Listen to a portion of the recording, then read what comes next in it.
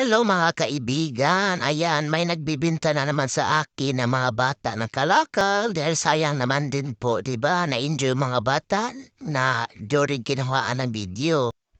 Habang pinatimbang ng mga bata ang kanilang kanya-kanya mga kalakal, mga kaibigan, ay siyempre naman kahit paano na mga maliliit na income at importante po sa araw na yan, mayroon kang dumarating na kalakal. Habang tinitimbang po mga kaibigan at importante talaga nililista mo yan kung nakamagkano ang release mo at nakamagkano po ang mga naging total sa lahat ng inyong mga binibili.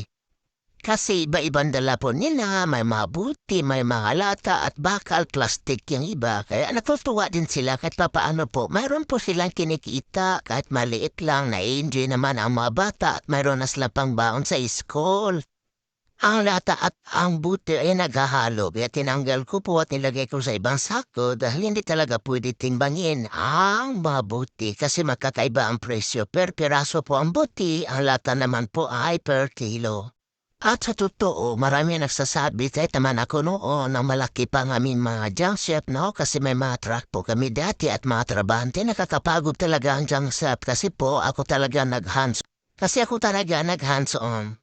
Kasi importante na nandyan ako kasi alam ko yung mga rigid at hindi rigid. At tandaan po natin mga kaibigan, mas nakakapagod yung walang pira, di bali napagod ka. Importante may income ka nga dumarating kahit maliit. Importante mayroon po tayong kinikita. Ayan po for today's video mga kaibigan. Sana sa lahat ng mga nanonood dyan, salamat sa inyong walang sawa sa pagsuporta. At huwag po kayo magsawa po.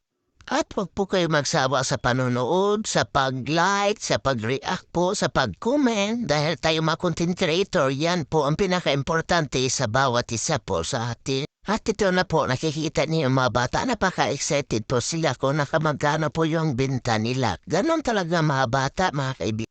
Salamat!